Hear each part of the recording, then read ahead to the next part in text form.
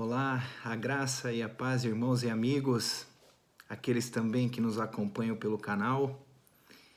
É um prazer estarmos juntos aqui para darmos continuidade à meditação no livro de Efésios, onde nós estamos tendo a oportunidade de conhecer mais do plano, do projeto eterno de Deus para as nossas vidas.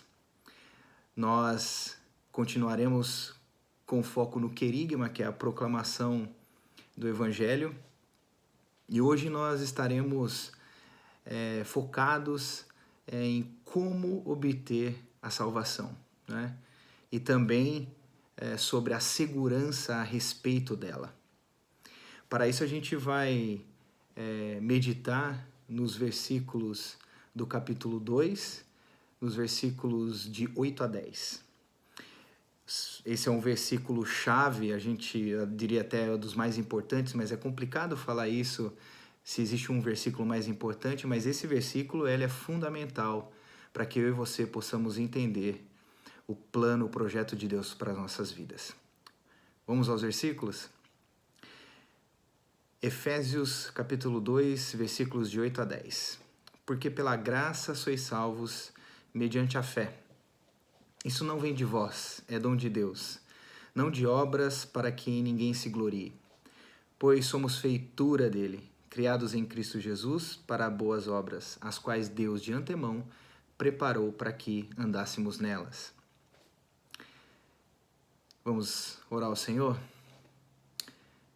Pai querido, obrigado, Deus, pela Tua palavra. Nós nos rendemos, ó Deus, ao Teu poder, à Tua glória, e nós pedimos nesse momento que o Senhor dê graça para que o nosso entendimento seja iluminado e os nossos corações estejam abertos para receber a Tua palavra. Seja aonde estiver e aonde alcançar esta palavra, Deus, que nós possamos entender o plano que o Senhor tem para a vida de cada um de nós. Obrigado, agradecemos e oramos em nome de Jesus Cristo. Amém. Muito bem, vamos falar então como obter a salvação.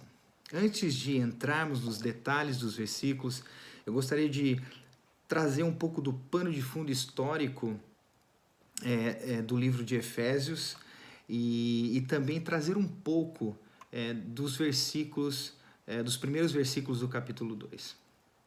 Mas falando então um pouco do contexto histórico, a cidade de Éfeso era conhecida como um centro de bruxaria. A deusa Diana era adorada em toda a Ásia Menor.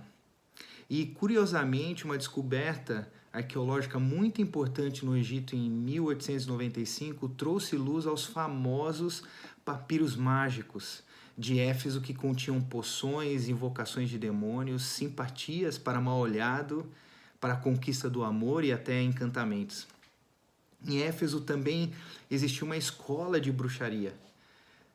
Antes dessa descoberta arqueológica, o livro de Atos, no versículo 19 e capítulo 19, até mesmo às vezes existia uma colocação em xeque dessa parcela da palavra. Pois nesse versículo menciona a queima de livros de bruxaria em praça pública, que possuía até um valor monetário enorme, chegava a salário de 50 mil dias de um trabalhador. Olha só. Os efésios eram, então, adoradores do poder, eles praticavam magias, eram idólatras e, consequentemente, sem ter o temor de Deus, eles viviam uma vida de imoralidade, como também toda a cultura greco-romana da época. E é justamente isso o que Paulo faz no início do capítulo 2.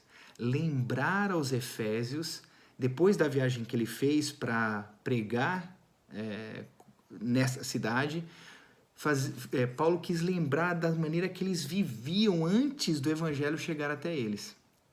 E na descrição do estado deles no versículo 1, o quadro que Paulo pinta é de total desespero irremediável, e mesmo com toda a cultura, religiosidade, triunfalismo que marcava aquela época, diante de Deus a situação era outra.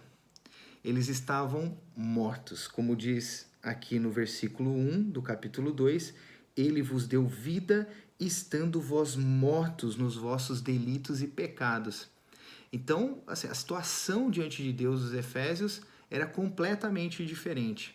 Eles eram acorrentados ao pecado, ao mundo, o diabo atuava neles, levando ao erro, e por isso eram filhos da desobediência, que estavam destinados a sofrer a ira eterna. Com isso, Paulo queria destacar que somente um poder absoluto podia tirá-los daquela situação. Uma vez que eles não podiam salvar a si mesmo, a partir dos seus méritos e esforços, não havia nada neles que os possibilitasse uma libertação dos poderes que o dominavam.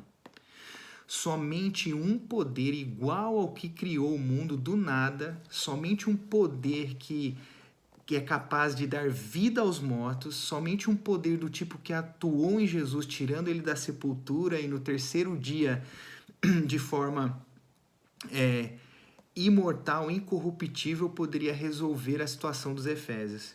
E é exatamente esse poder de Deus que interferiu e mudou drasticamente o estado que eles se encontravam pela sua graça, misericórdia e seu grande poder reverteu aquela situação. O que Paulo escreve para os Efésios é verdade para todo cristão em 2000 anos de história.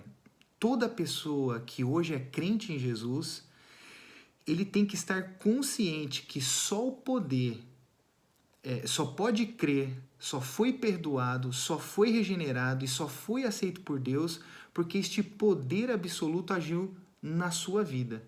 Mediante o Evangelho, nada mais do que isso foi necessário para que você hoje possa ver e entender o Evangelho.